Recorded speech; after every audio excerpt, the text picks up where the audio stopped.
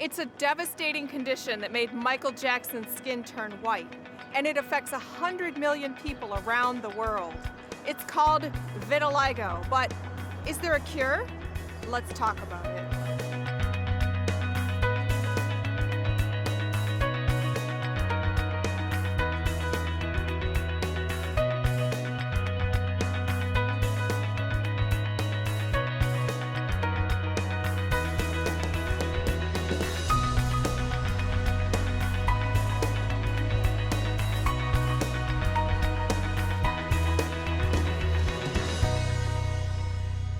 Welcome to My Healthy Mind. I'm Elizabeth Atkins, and this is my co-host, Michael Hunter.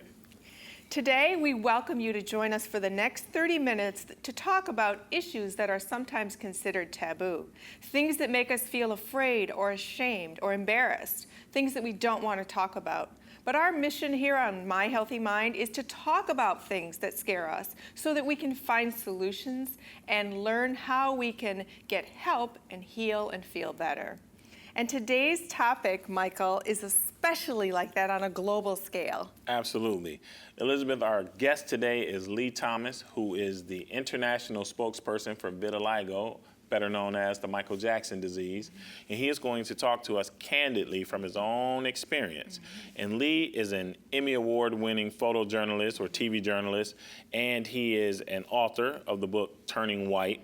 Phenomenal story, phenomenal contribution to people who are trying to get better and get past the stigma, and it's going to be a fantastic interview with him. Yes, he's phenomenal. He's one of the most courageous people I know, and I've known him since he began at Fox 2 in the late 90s. And so I've watched his story evolve, and he just fills me with such inspiration because he's taken something that could crush you, and he's transformed it into this empowering mission on a global scale to help other people. Absolutely, and June 25th is World Vitiligo Day. And we're working hard to bring a lot of awareness to it so that people will get behind the movement and sign a petition to make it an international holiday and to really do something to get rid of the stigma associated with vitiligo. And joining Lee today is a doctor, a dermatologist, who can answer questions about the cause of vitiligo and whether it's contagious and what the treatments are and if there's actually a cure. So very informative show coming up. Very informative, so make sure you stay tuned and you too will learn more about vitiligo.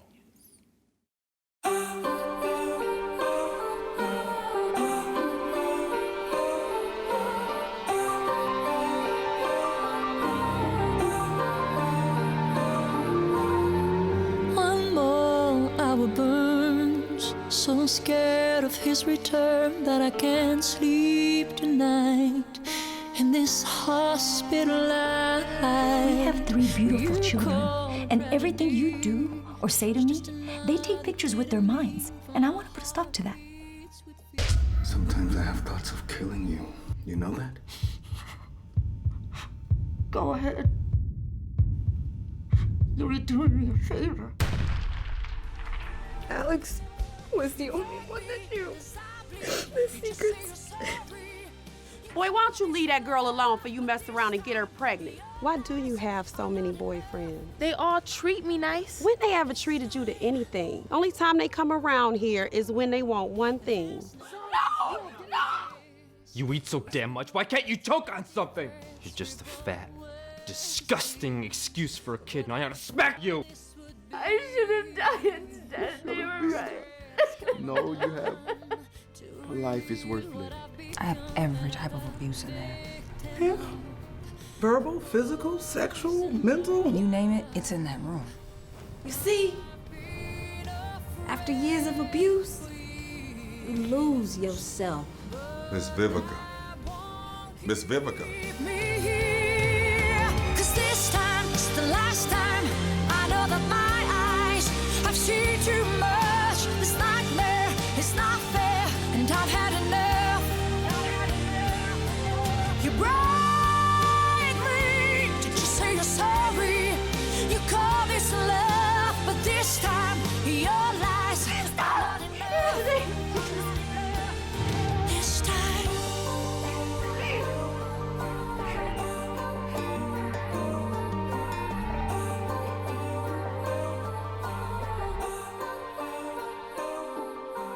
I know you've been through some hell and high water,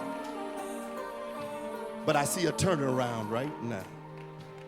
You will be silent no more. The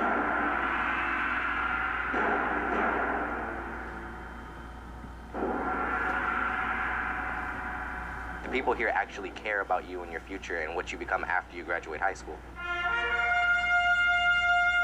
Loyola's mission is to turn out good young men. Loyola is a place to help us grow. A smaller setting and more one-on-one. Give you that one-on-one attention that you don't normally get. Making sure that the student is taken care of spiritually, educationally, and physically. I focus more at this school than I did all my other schools. By the time they get to about the 10th or 11th grade, they're basically bonded like brothers. If you're looking for a brotherly love or someone to lean on or get in touch with and talk to personally, this school is the perfect place to go. Welcome back to My Healthy Mind. We are so honored today to have my dear friend Lee Thomas here. He is an Emmy award-winning reporter for Fox 2 News, where he does entertainment, and he's also the global spokesperson for the Vitiligo Research Foundation. And vitiligo is best known by the disease that made Michael Jackson turn white. Well, World Vitiligo Day is coming up to raise awareness about this disease that causes our skin to turn splotchy white because the pigment is disappearing, right, Lee? Yeah. So, Lee, welcome to our show. Thanks to both of you. Thanks for having me. And World Vitiligo Day is June 25th, all over the world, and so it's an honor to be here. Thank you. It's an honor to talk about it. Thanks, Lee. Your life epitomizes the mission of My Healthy Mind because it's all about people who take what could be tragic and turning it into triumph and helping other people. Yeah. So now you're on this global mission to raise awareness. So tell us about how you learned you had vitiligo and how it changed your life. Yeah, it was a long time ago, and you know, I'm a broadcaster on television, a very, cosmetic and vain place where your appearance is a lot of what you do. So I found out I had it. I was working in a different market, in a different city, and I went to get a haircut, and the guy who was cutting my hair, I thought he nicked the back of my head, you know, when you're getting a DC fade, old school. But I was getting a fade, and it looked like he had nicked my hair, where he cut too much hair out, and I'm like, hey man, you cut too much hair right here, and he's like, no I didn't, that's your head. So I looked in the mirror, and he was right. So, of course, I did what any grown man would do who has a big spot on the back of his head. I called my mom, and my mom said it was a stress mark and that it would go away. And Mama was right, it did go away, but two more came up on the other side. One came up on my hand, one came up on the corner of my mouth, and then I knew it was something more. So then I called Mom again. We decided to go to the doctor. I went to the doctor, and he diagnosed me with vitiligo. And honestly, when he said the word vitiligo, I didn't know what it was. And it registered that it was that Michael Jackson disease. And I didn't really hear anything else he said, because in my mind, I'm thinking, I'm turning white. I'm sitting in a doctor's office in New York City where I was working. I was on the #1 newscast at the #1 station in Detroit, and I'm a black African-American man turning white. And I completely couldn't hear the guy anymore. I was in my head going, this is it. I mean, my career is over. I worked so hard and it's done, like that. Did you, in your head at the same time, have some of the stigmas that probably go with the disease that we're fighting to, combat now? Was some of that your own reserve at the time? You know, I always say that what you deal with is more of a mental battle than anything, because it's really about what you think of yourself before you can project it to anybody else. So I was in my head, and I call it like the battle within, because I thought I might have to leave my job. I started to not want to go out. I didn't want people to see it, so I figured out a way to cover it up. Because I figured people have this impression, especially of Michael Jackson. People called him a freak. He's going through all these difficult situations. And the more I learned about vitiligo, the more I learned that Michael Jackson's look is what happens when you have vitiligo and you lose all your pigment. Your skin turns completely white. So people are saying this guy wants to be white when he has no choice. And he's saying, I have vitiligo, I have no choice. Said it to Oprah, said it to Martin Bashir, a British journalist, and nobody still believed him. So I'm looking for makeup, man. I'm looking for a way to cover this up and hide it and figure out how to deal with it, come up with something, some kind of game plan. And so, but your life, you were interviewing movie stars, you were going to the Cannes Film Festival. I mean, you were in a very shallow endeavor on some levels. So how did that mess with you mentally? Like, did you get depressed? Did you isolate? I did. I had a period of time where I was going through a struggle. I was going through a depression. And it lasted for 2 weeks and 3 days. And because I'm on a morning show, the nature of what I do is to be happy. Nobody wants to watch a guy on a morning show be sad. So I was faking my way through it. What they say, fake it till you make it? I was faking my way through it. I would get up and not really want to go to work. I would make myself go to work. And then I would go home and take off the makeup because nobody knew what I looked like under. So it was like 2 weeks and 3 days I went like that. And what triggered it was a situation I couldn't handle. Now, adults I could handle. You know, I'm a 6'2", 190-pound African-American man. There's not many people that are going to intimidate me. So I was confident in that. If an adult said something, I could handle it. But I ran into a kid. It was a little, I tell this story, I wrote about it in the book, and it's a pivotal story in my life in dealing with this. A little girl, she was like 2 or 3. I was getting ready to go to work. I didn't have my makeup on. I was at a playscape. I was just sitting out because it was a nice day. I worked in the afternoons then.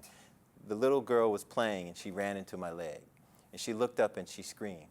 And you know how kids scream. There's a level of scream where you just look and say what's going on. There's a level of scream where you stand up and look and see what's going on. Then there's a scream where every adult in the room stands up and starts walking towards the kid because something's wrong. So the little girl, she screamed like that. And when I reached out to see, because I thought I hurt her because she ran into me pretty hard and then fell down. When I reached out to try and pick the little girl up, she screamed even louder. And then I realized, that I scared small children. And that was so difficult for me to deal with. It was just one of those things you don't wrap your mind around. You say, you scare small kids. It's like, what do you do with that information? So I went and put on my makeup, and I started going to work with my makeup on, going home, and taking off my makeup. And not dealing with the world around that. And that was the 2 weeks and 3 days where I was going through that depression and not really talking to anybody, just doing my job and going home. Wow. Lee, that is very powerful. And we're going to talk more to Lee and a physician about this after the break.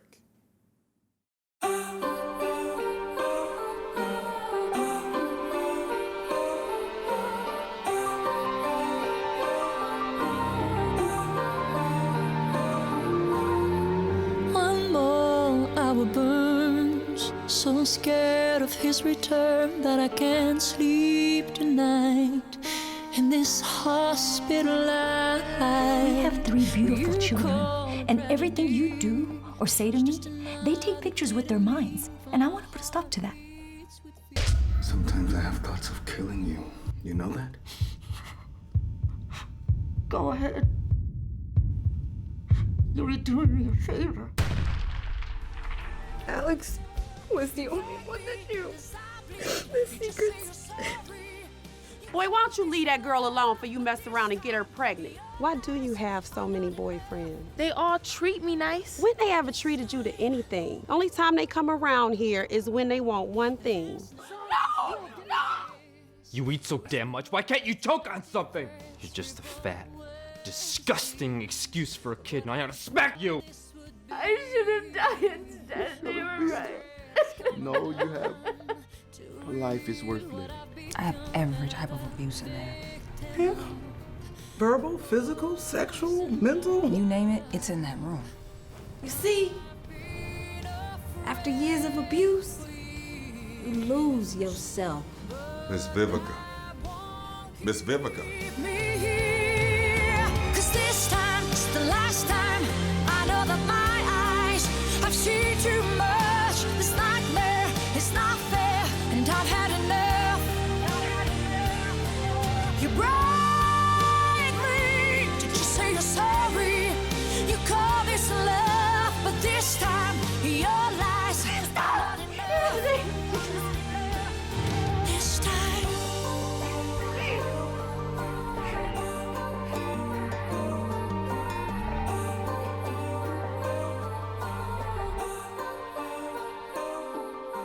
I know you've been through some hell and high water, but I see a turnaround right now. You will be silent no more.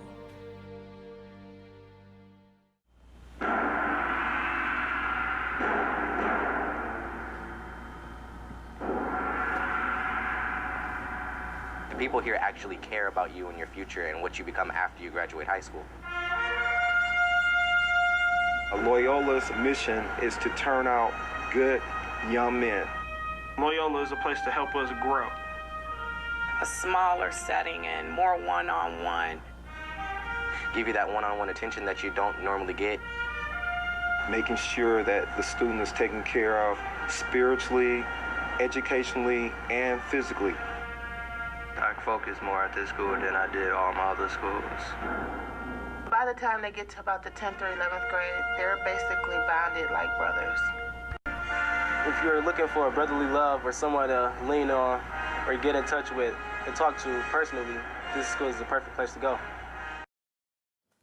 Welcome back to My Healthy Mind. We're today highlighting Vitiligo Day, World Vitiligo Day on June 25th, and we've been talking to Lee Thomas, and now we're joined with Dr. Richard Huggins, who's a dermatologist from Henry Ford Hospital.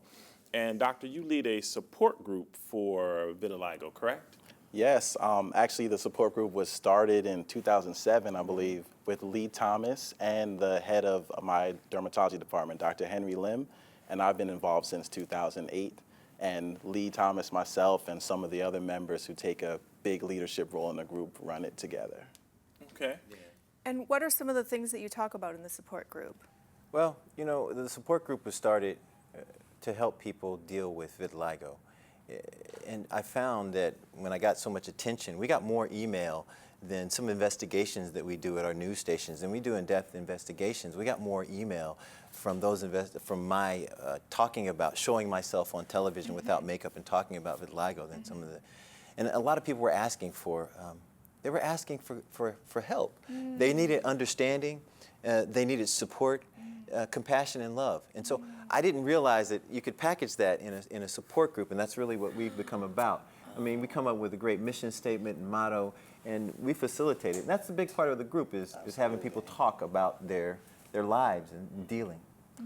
And I don't think that I've had a real appreciation for vitiligo until I saw your episode where you put the makeup on or took it off on TV. And of course, that's highlighted in your book, which is Turning White, A Memoir of Change. Is it a disease? How do you catch it? Are we preventing it now? Are we curing it now? Where are we at with it? All right, great question. So we refer to vitiligo as a condition. It is, like you discussed earlier, something that causes people to get white spots anywhere on their body, randomly, unpredictably. And when you look at it microscopically, basically the skin color cells, the melanocytes, are missing in the areas where you have the white spots. There are a few things that are thought to contribute to causing it. There may be a genetic component. About 1 in 7 people with vitiligo have a first-degree relative that also have the condition. A big part of it is autoimmunity, where your body's immune system that's supposed to fight infections with bacteria and viruses goes after the skin color cells, the melanocytes. And then there's also oxidative stress that plays a role in it. It is absolutely not an infection. It's not contagious. It's not something that you can get from someone else. And is there a cure? Unfortunately, we wish there was a cure. Hello. We wouldn't be here right now. Yeah.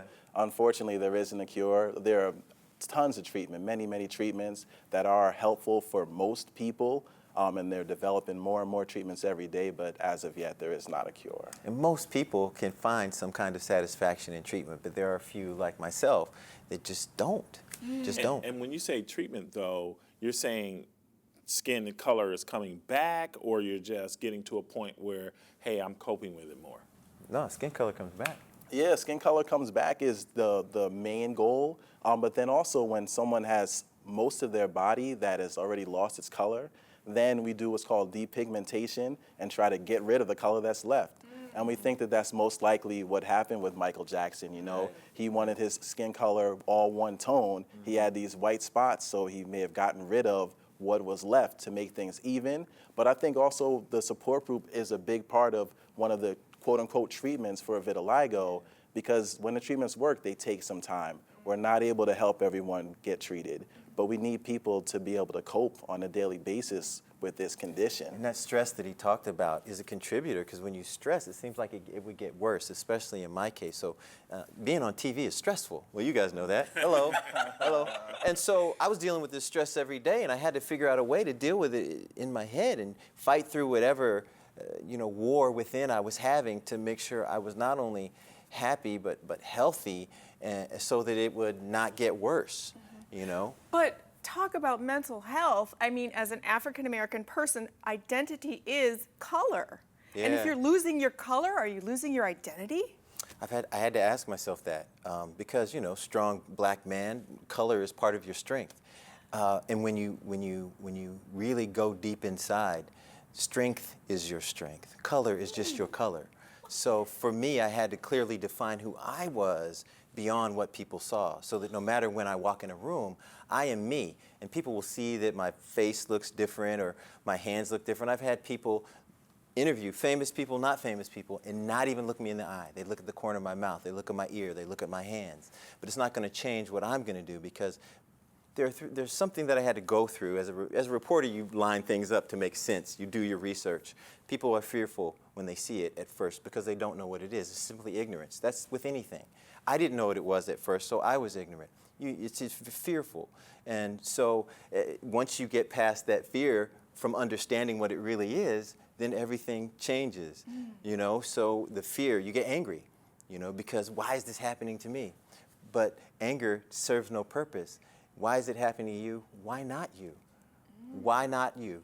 And if you have what I have, which is the ability to speak, which I've honed over years of practice in school and begging, you use that as your platform, And now, especially when I speak to kids, I say, I may look different, but what I have, to me, is like a mask of a superhero.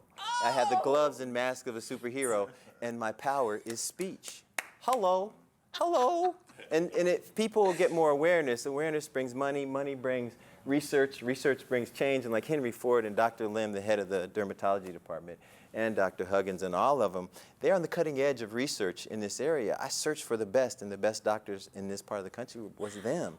So, you make change. You look at yourself differently, and then everyone else will look at you differently. Beautiful. Lee and Dr. Huggins, thank you so very much. Thank you guys for having us. June 25 is the date, World Vitiligo Day. Purple is the color. Thank you very much.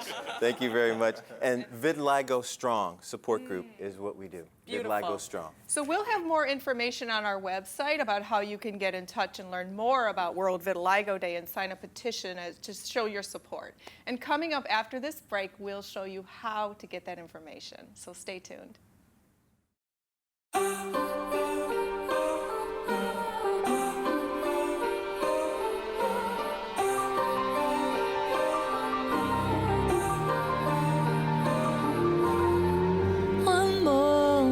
Burns, so scared of his return that I can't sleep tonight in this hospital life. We have 3 beautiful children, and everything you do or say to me, they take pictures with their minds, and I want to put a stop to that. Sometimes I have thoughts of killing you.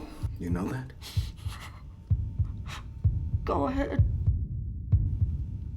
You're doing me a favor. Alex was the only one that knew the secrets.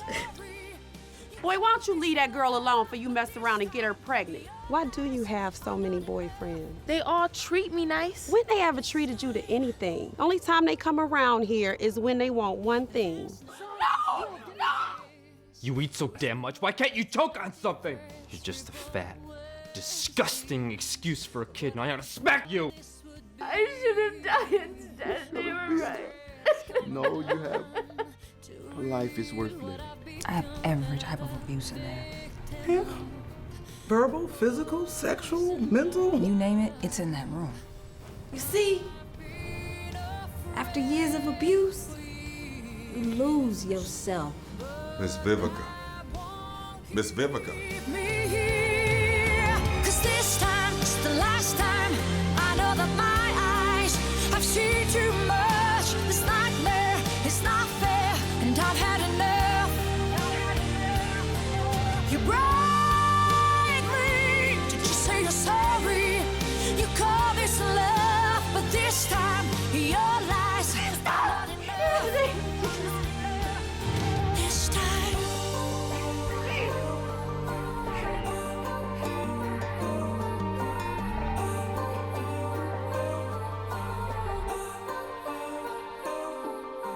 I know you've been through some hell and high water, but I see a turnaround right now. You will be silent no more. Welcome back to My Healthy Mind. Well, Michael, that was so powerful. What really struck me when Lee was talking was that pain is often the catalyst to enable us to find our true purpose and passion in life. And he has found that purpose through tremendous pain, and it's enabled him to be on a global mission to help others heal and reduce the stigma of vitiligo and raise awareness of it. Absolutely. And the thing that was most moving to me, Elizabeth, is that when Lee was sitting on the couch, I didn't feel like I was sitting next to somebody with vitiligo. I didn't even think about vitiligo. I'm sitting next to Lee. Yes. Vitiligo wasn't even there. And he's such a phenomenal person. Yes. And you can tell that he is passionate about what he's doing, that I'm like, vitiligo? I forgot that that's why we were even talking in a sense. You know, he was a great guy, great interview. So powerful. And if we could all feel each other like that, seeing spirit, hearing spirit, not just what we look like. Absolutely, absolutely. Getting past that outer shell. Yes. And he mentioned that his strength came from realizing that he is whomever he is, not who he looks like. And that just spoke volumes to me. So he did a great job. Yes, and I love that the doctor was here, Dr. Huggins, to talk about the fact that it's not contagious, that although there is no cure, there are treatments, and support, being in a support group is one of those treatments for the mind. Knowing that you're not alone, knowing that there are people who support you and love you no matter what. Absolutely, absolutely. So remember that June 25th is World Vitiligo Day. Get behind it, support it, sign the petition, which you can find on our website. Reach out to us on Twitter, Facebook, and our website at myhealthymind.com. And make sure you join us next week as we talk about education and spirituality in our continued segments on healing the spirit of Detroit. Thank you for joining us, and we'll see you next time on My Healthy Mind.